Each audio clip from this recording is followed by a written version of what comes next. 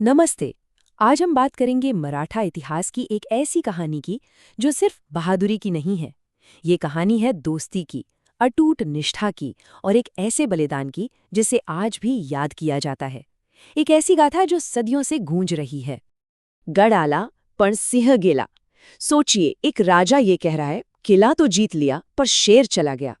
ये सिर्फ कुछ शब्द नहीं है, इनमें बहुत गहरा दर्द छुपा है, एक पूरी कहानी छिपी है। तो चलिए आज इसी कहानी में उतरते हैं और जानते हैं कि आखिर इस शानदार जीत में इतनी बड़ी हार का साया क्यों था। तो इस कहानी के केंद्र में है दो लोग और उनका रिश्ता। एक तरफ थे छत्रपति शिवाजी महाराज और दूसरी तरफ उनके सबसे करीबी, सबसे भरोसेमंद साथियों में से एक तानाजी मालुसरे। देखिए, ये कोई आम रिश्ता नहीं था। मतलब सिर्फ एक राजा और उसके जनरल वाला मामला नहीं था ये। एक तरफ वो एक सरदार थे जो कर्तव्य से बंधे थे, लेकिन दूसरी तरफ वो एक सखा थे, एक दोस्त जो दिल से जुड़े थे। ये बचपन के साथी थे और उनका ये जो बंधन था ना, वो किसी शाही हुक्म से कहीं ज्यादा गहरा था।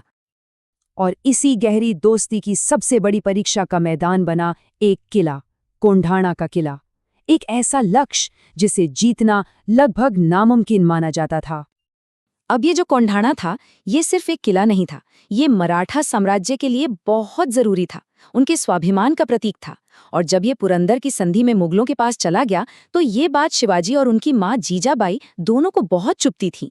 और मुश्किल ये थी कि इस पर उदयभान राठौड़ जैसा एक खूंखार कमांडर बैठा था। मतलब किला अपनी खड़ी चट्टानों की वजह से तो अजय था ही, उदयभान ने उसे और भी मुश्किल बना दिया था। तो फिर सवाल वही था, इस नामुमकिन से दिखने वाले मिशन को पूरा कौन करेगा? कौन होगा वो योद्धा जो ये बीड़ा उठाएगा? और देखिए किस्मत का खेल। ठीक जब ये सब चल रहा था, तानाजी अपने घर पर थे। वहां माहौल बिल्कुल अलग था। उनके बेटे रायबा की शादी की तैयारियां चल रही थी, घर में जश्न था। लेकिन शायद किस्मत को कुछ और ही मंजूर था। शिवाजी महाराज खुद भी हिचकिचा रहे थे। अपने सबसे जिगरी दोस्त को इतने खतरनाक मिशन पर भेजना आसान नहीं था।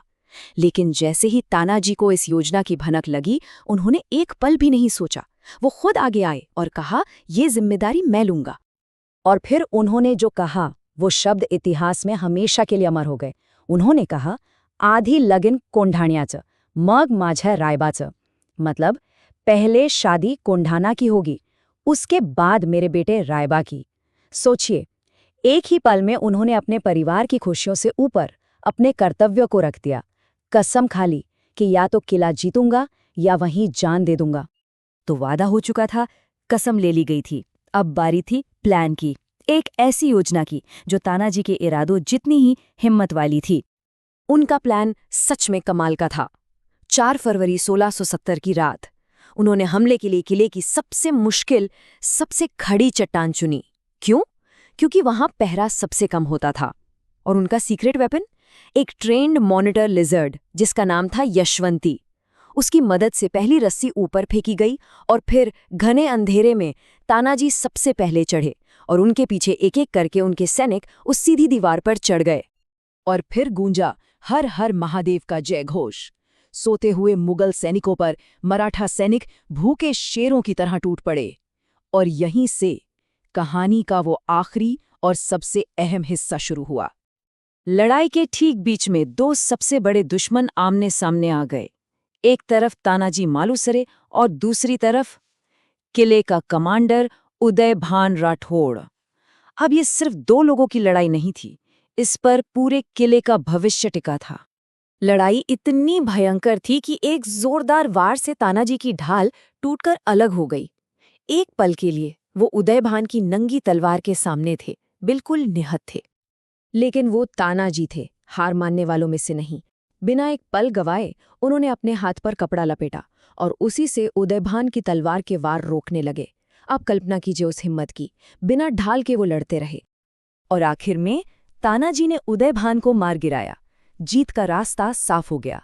पर इस लड़ाई में वो इतने जख्मी हो चुके थे कि वो खुद भी गिर पड़े और वहीं अपने प्राण त्याग दिए। मिशन तो पूरा हो गया, लेकिन उसकी कीमत तानाजी ने अपनी जान देकर चुकाई थी। जब छत्रपति शिवाजी महाराज किले पर पहुंचे तो उन्होंने दूर से ही जीत का भगवा झंडा लहराते हुए देखा। लेकिन किले पर पहुंचने पर जश्न नहीं था। वहां एक दिल तोड़ देने वाली खबर उनका इंतजार कर रही थी। और तब उनके मुंह से वही शब्द निकले जो आज भी हमारे दिलों में गूंजते हैं, गढ़ आला पण सिंह गेला। किला तो जीत लिया, पर मेरा शेर चला गया। वो जीत की खुशी अपने सबसे प्यारे दोस्त को खोने के गम में पूरी तरह डूब चुकी थी।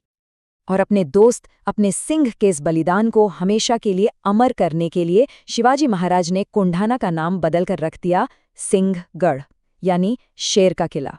आज भी वो किला तानाजी की बेमिसाल बहादुरी की कहानी सुनाता है। तानाजी की ये कहानी सिर्फ एक लड़ाई की कहानी नहीं है। ये हमें याद दिलाती है कि सच्ची दोस्ती, सच्ची वफादारी क्या होती है। और ये एक सवाल भी छोड़ जाती है कि निष्ठा और बलिदान का इससे बड़ा सबूत और क्या हो सकता है।